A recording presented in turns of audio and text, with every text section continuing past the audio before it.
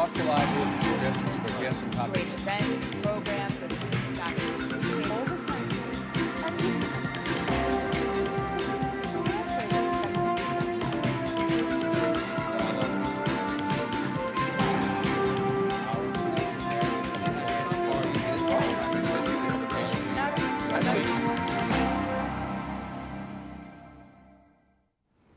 Welcome to this week's segment of Dialogue Houston. I'm your host, Lawrence Payne.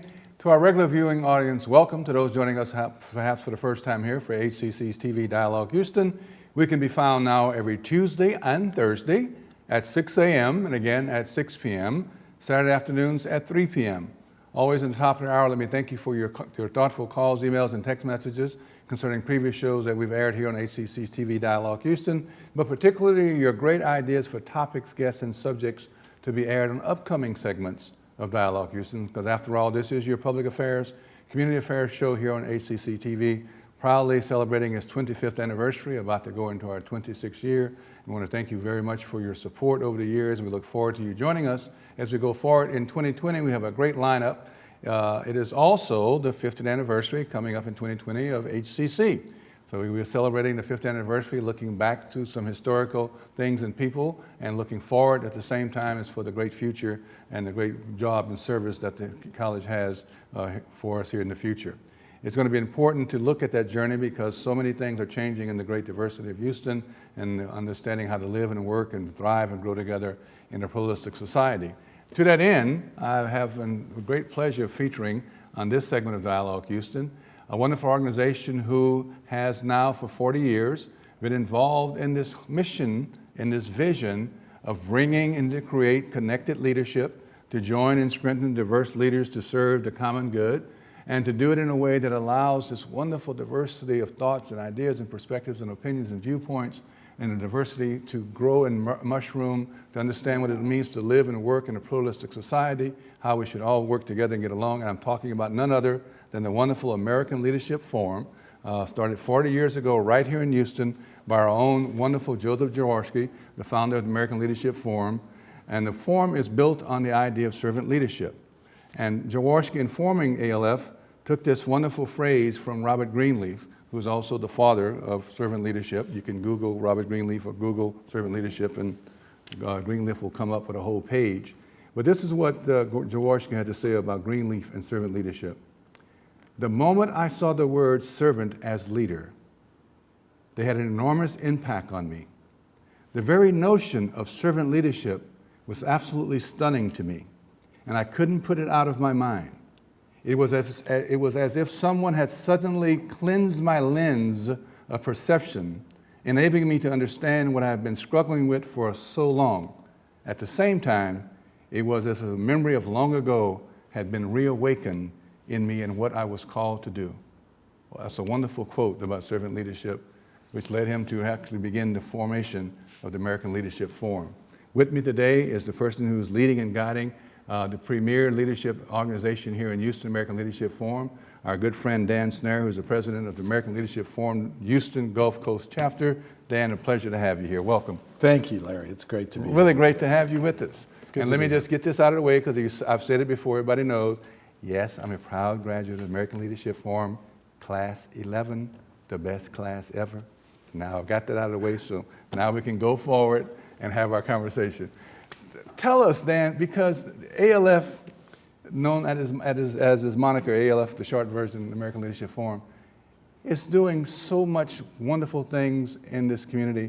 And as you always remind me, it is the individuals, the power of the individuals taking their sense of ownership and leadership and doing stuff, empowered by the collectivity of ALF. Correct. Well, first of all, thank you for having me on today. I appreciate the opportunity. Yeah, you hit the nail on the head. The American Leadership Forum, our mission is to join and strengthen diverse leaders to serve the common good. So we don't tackle issues. What we do is we promote a highly connected, committed, principled group of leaders. We build relationships that bridge all of the sectors of the community. So each of our classes has people from the corporate sector, the professions, entrepreneurs, leaders in the nonprofit world, presidents, chancellors, superintendents of our major education institutions, the leaders of all of our largest nonprofit entities, and leaders from all of our various diverse faith communities. And everyone is chosen to reflect some of the richness of our community. No one represents all women or all men or all Jewish people, but they reflect all of these things that make our community so great. And to create deep and trusting relationships so that they can call on one another, they can leverage the resources that they have in their efforts to make our community a better place.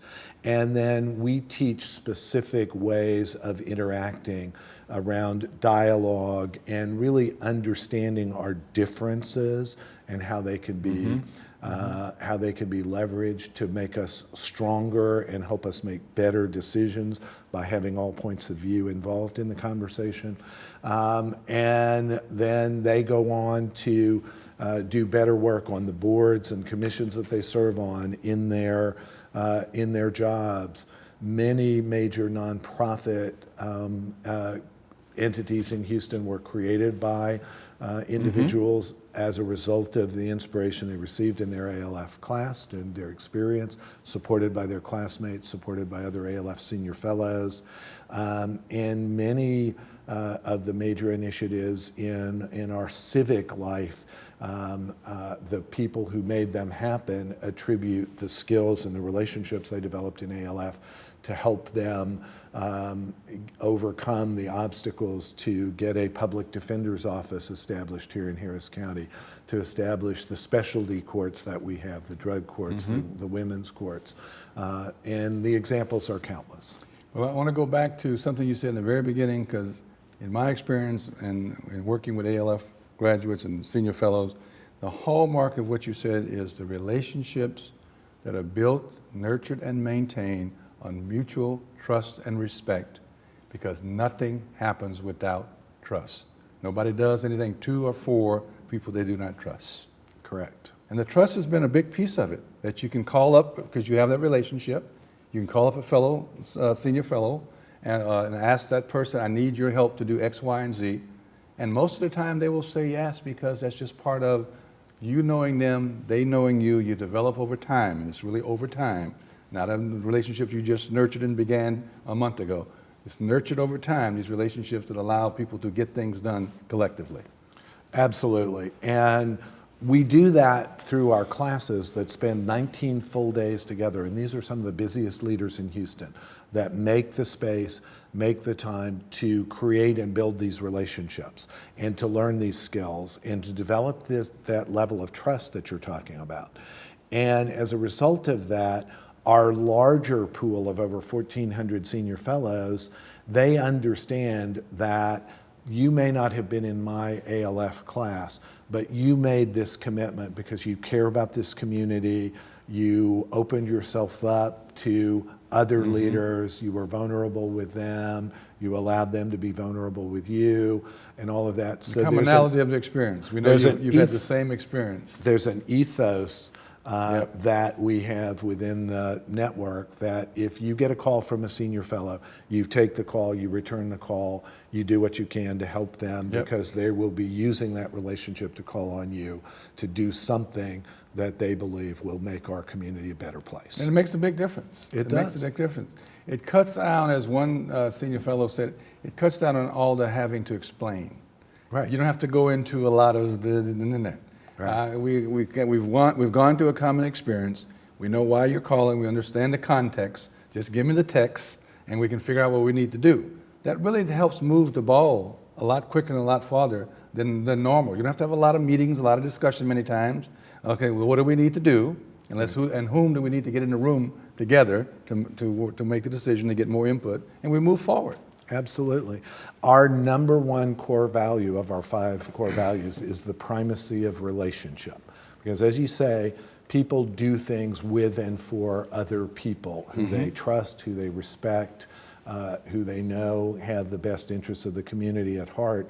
And really, if you take that further, and what we as an organization hope to model and emulate for the community on a broader scale, is that most of our differences are only differences because we don't know Right. and respect and understand the people that see the world a little differently than we do.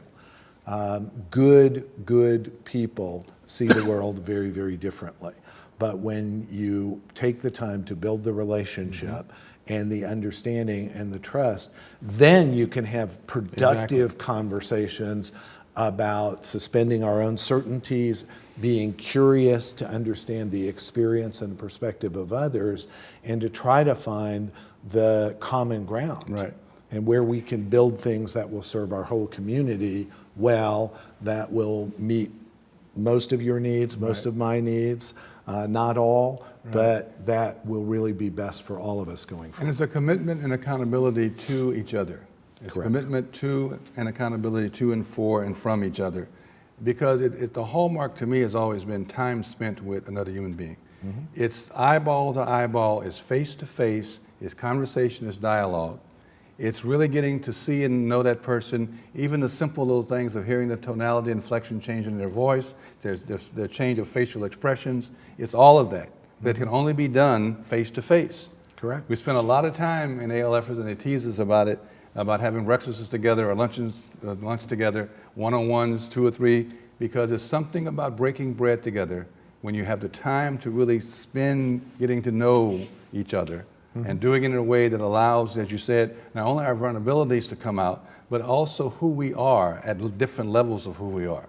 And understanding that human being as the complexity of the human being and not just the surface stuff or the labels that we put on people. The labels, the stereotypes, the characterizations that we have that allow us to put people in a box, to judge them, to dismiss their ideas. When you get to know people, no matter how differently they see the world or have experienced things, you realize that at our core, we are good people and we want the same things.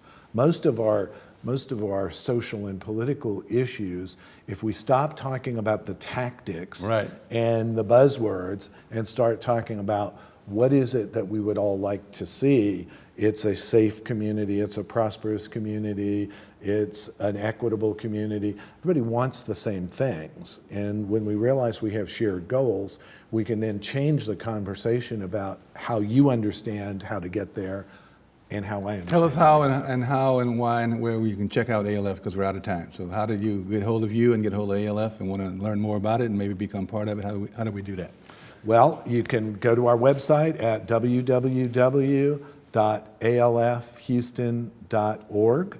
And there's a lot of information about who we are, what we do, and all of that. Our phone number is 713-807-1253. I welcome calls. I'm always happy to talk about what we do.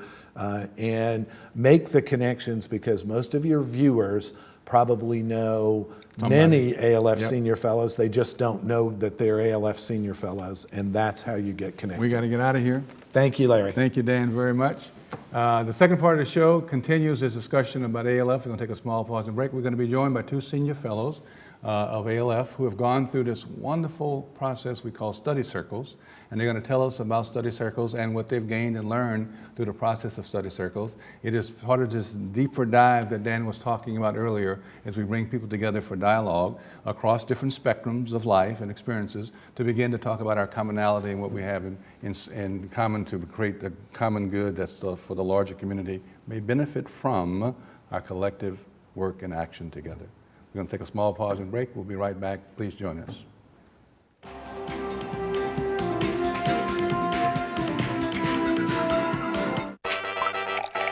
This is Matthew. He's a high school student on the track team. He's trying to decide who to ask to homecoming, but an easier decision was to get dual college history credit from Houston Community College, HCC, for everyone, anytime.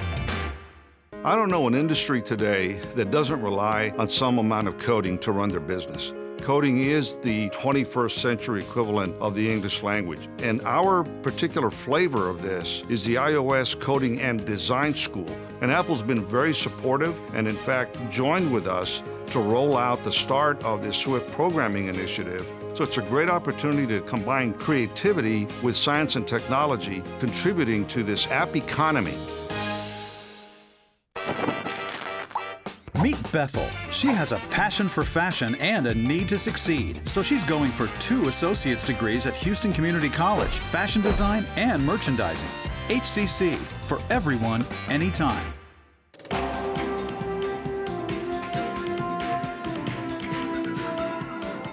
Welcome back to this week's segment of Dialogue Houston. If you were with us, for the first part of the show, we've been talking with Dan Snare, our wonderful president of the local chapter of the American Leadership Forum, Houston Gulf Coast, who's been telling us about ALF, American Leadership Forum, and the tenets and the philosophy and the values.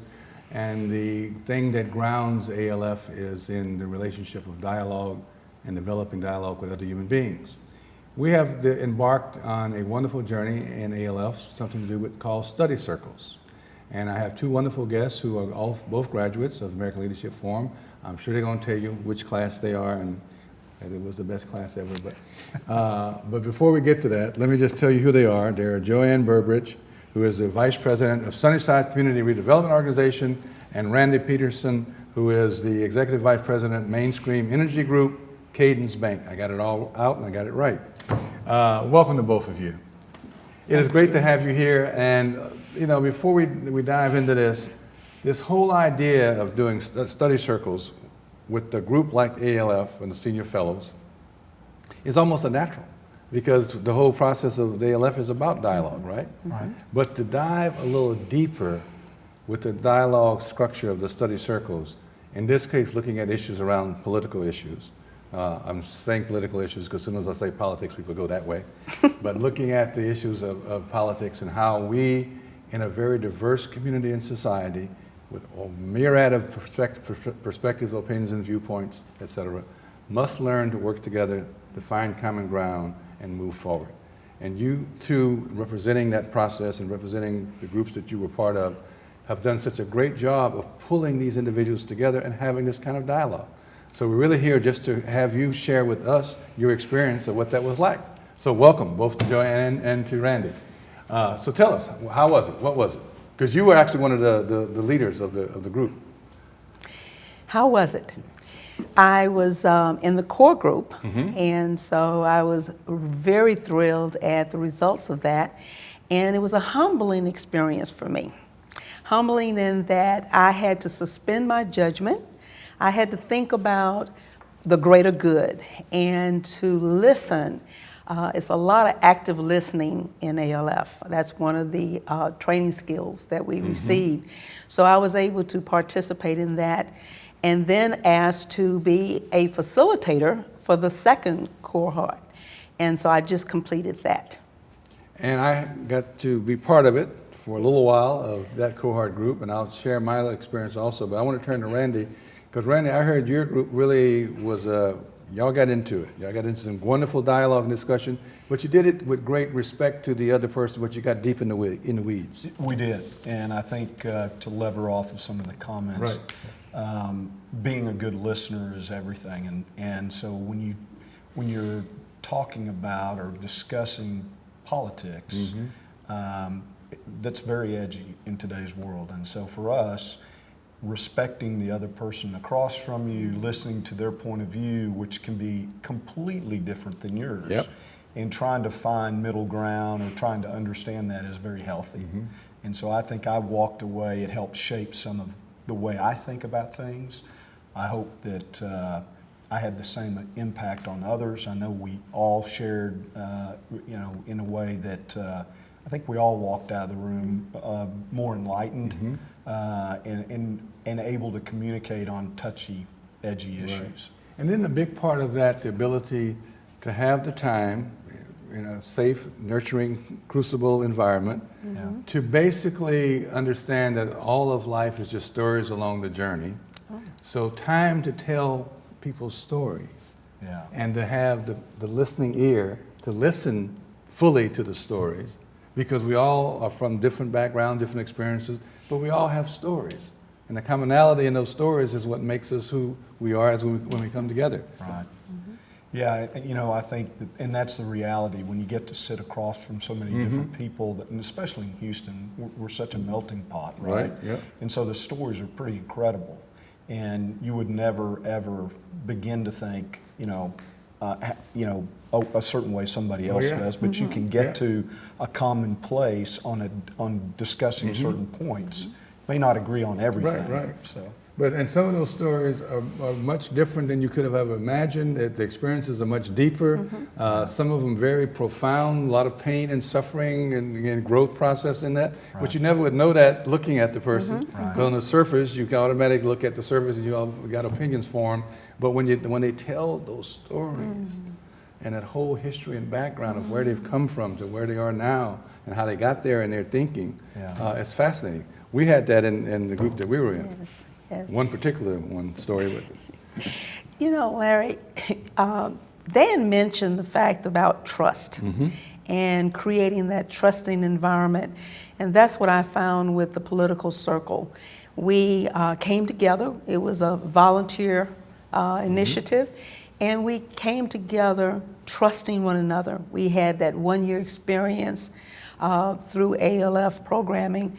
And so it was easy for us to look across and say, I understand.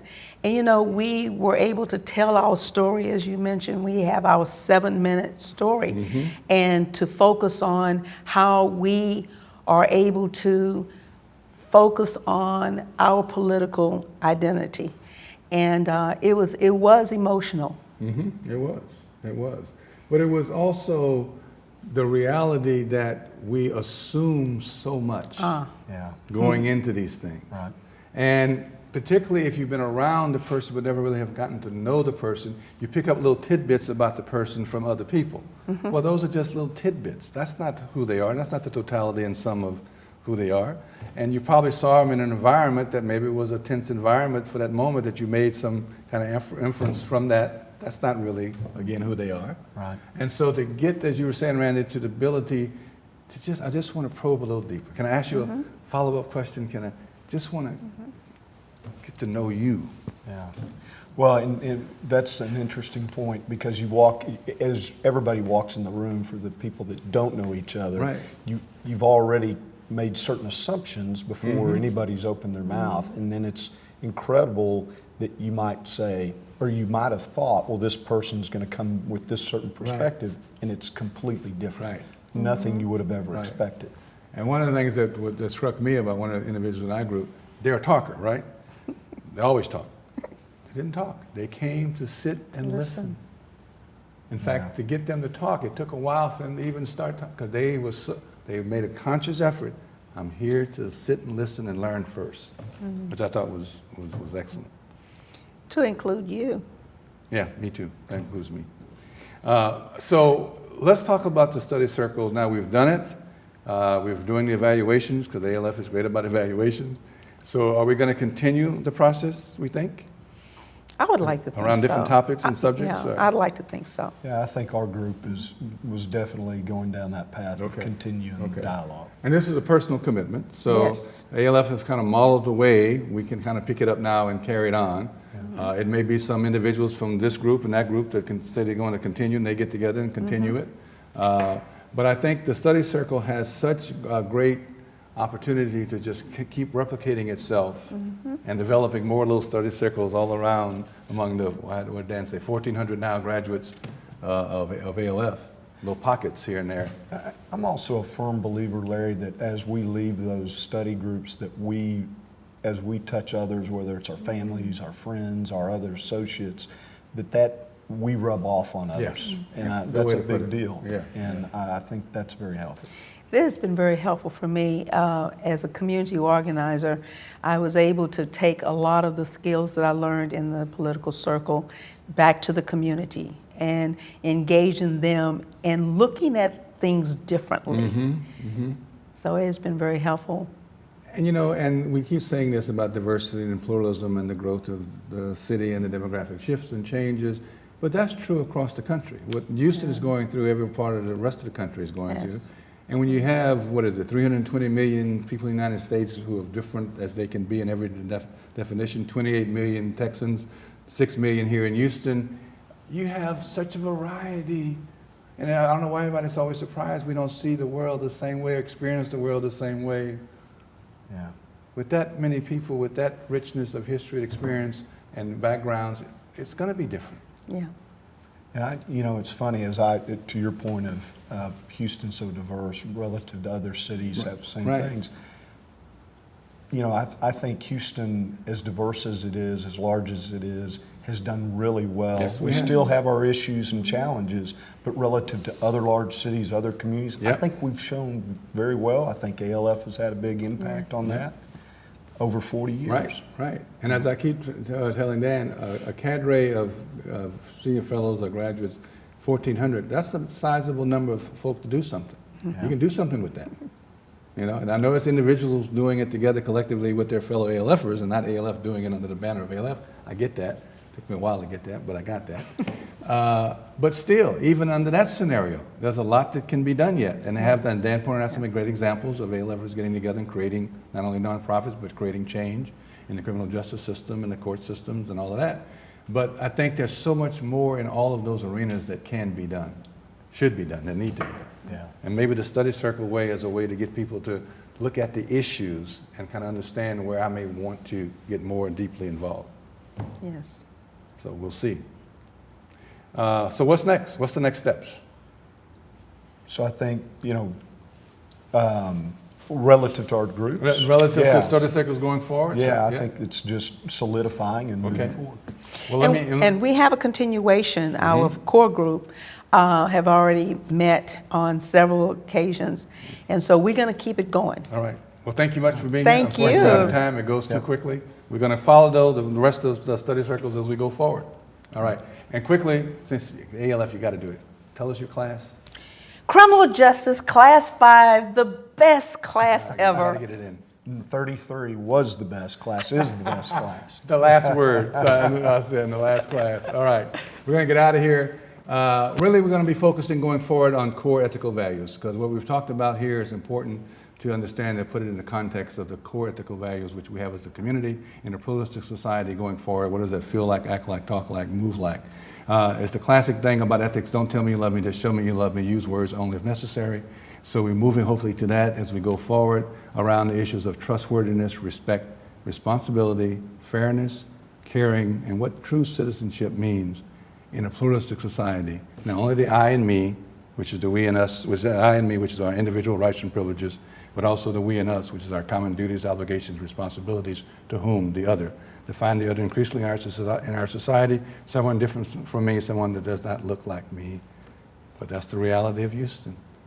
All right, we got to get out of here to tell me. We thank you for being part of this week's discussion. As always, we'll see you on the other side. Peace, power, and love.